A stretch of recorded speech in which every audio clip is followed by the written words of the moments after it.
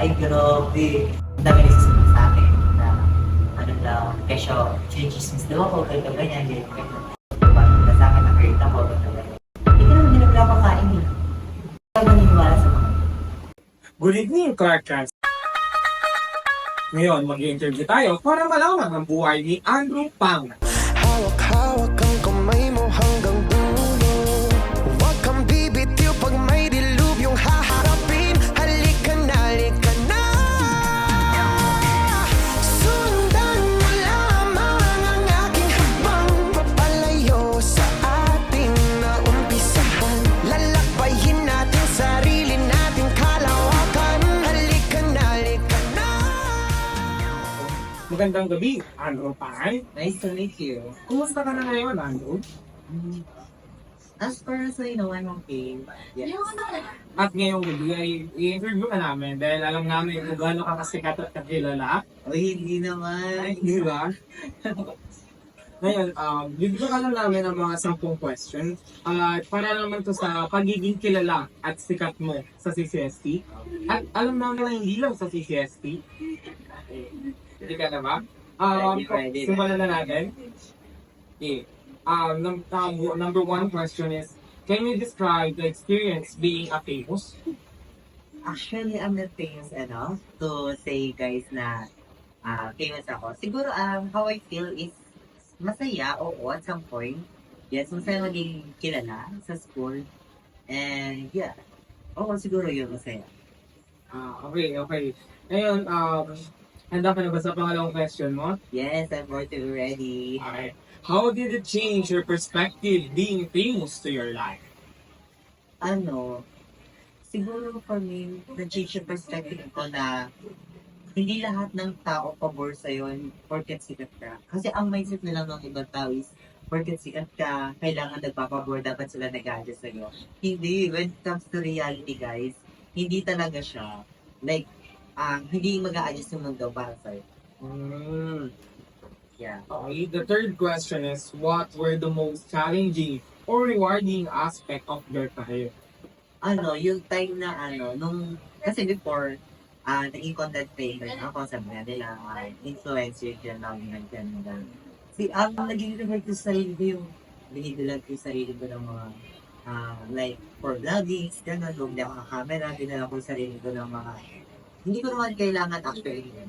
Tapos, ayun, hanggang sa, hindi na sa hindi ka sinikat gano'n. Tapos, parang, nabaliwala lang din. Imbis na pinang-invest ko siya sa life, nabili ko sa mga bagay na hindi ko naman. At least, di ba, naging masaya ka rin. Ay, oo, yun naman yung point natin doon, naging masaya. Give that sa lahat ng mga pagod mo. Yes. Okay? Pinaka-the best moment ko is yung time na kasi, nag-mix pride ako. Tapos, way back actually last year, which is the foundation day. Nung time na sumali ako, I wasn't expected na magta-title ako that time. Kaya nga, ang dami rin unexpected na mananalo ako. So, parang yung time na yun, nag-boom yung social media ko, nag-boom yung career CCSP, tapos mas nakilala ako, marami akong naging kaibigan.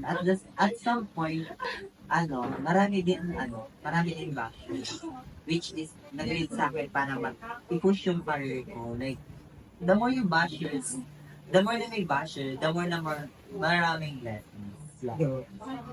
What can you tell or advise to people who's facing similar challenge or opportunity as you? Ang isa lang advice ko sa inyo, tapangan nyo lang yung loob mo. Kasi sa social media, sa real life, as a famous person, magpakatotoo ka lang, dead na sa basher. Okay. How do you feel being famous? How I feel being famous is, siguro nung time na hindi na sobrang sikat, like, nagiging golden era ako sa social media. Masaya, kasi imagine, dadaan ka sa labas, may mag-hi sa'yo, may makakilala sa'yo, dadaan ka sa labas, may sabi na, hi Andrew, ganyan. Tapos, siguro, masaya, masaya. And grateful at the same time kasi naranasan ko yung How how have your belief or values been shaped by your experience? Ano, nung time na kasi nung time na di ako okay. Tapos, andyan yung social media. Parang, nabubog yung sarili ko na, iba yung personality mo dito pag malungkot ka. Iba yung personality mo dito pag, nasa real world ka. Kumbaga, you have a two personality. Pag private life, doon mo ilalabas yung emotional mo, ganito, ganyan. Siguro as a influencer, dapat pakita mo sa mga tao na hey girl, I'm strong enough, dapat matapang pa, dapat hindi ka napapagnakalaw, kasi influencer ka nga. Okay. What are the things you take for granted about your career? Alin? What are the things you take for granted about your career? Yung take for granted ko is in-host ko ito. Well, kasi before, syempre, hindi naman sa lahat. May nakakakulam ako, may nakakasama ako mga influencer. Which is, okay pa ng katawan ko noon, girl. Like, nung time siguro na line ng nag-bar, ganyan, puyat dito, puyat doon. Tapos may mga weeks na, as in, sobrang diretso yung week na umiinom. Ganun. Tapos nung time na di na okay yung katawan ko. Nag-lead siguro yung katawan ko na, napagod ka, enough muna. Kaya yun, din yung reason. Kaya siguro, nag-left muna ako sa social media. For me, Okay. What have you told or unexpected expectations do you find yourself navigating?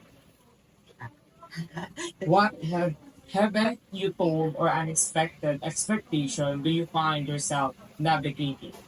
yan, yung, no time kasi na, I was expected na, pinipressure ko sa self, is pressure siya na, galingan mo pa, ganyan, kasi, akala mo, ma-reach yung taas na, actually, pinag-break ko kasi bata akong game, maging influencer talaga, hindi artista, gano'n yun.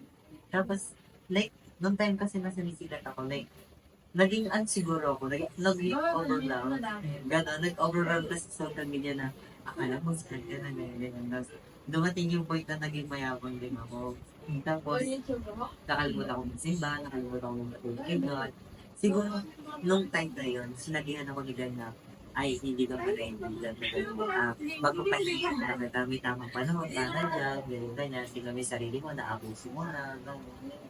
Yeah, siguro yun yung experience ko as a influencer. Kind of person are you? Siguro for me, I was kind to everyone. Imagine, naabuso ka na, namedusa ka na, tapos, ang dami na nangyari sa buhay mo, pero pinili mo maganda, babae. Ang daming choice para maging masamang tao. Pero hindi mo ginawa yun kasi hindi ka namin gano'n. Hindi ka pinalaki ng magulang. Kaya siguro masaya ako sa family na galing din tinuro sa akin, maging mabait kayo. Marami na yung umaabuso sa akin. Which is, minsan, syempre, mahirap din maging mabait. Kasi, hindi mo pala alam na abuso ka na, nagagamit ka na. Pero, life must go on. Sabi nga nila, diba? Be true to yourself, but just to everyone. Tama. And yeah, thank you. Thank you. Thank you so much. I really appreciate you and the Philippines.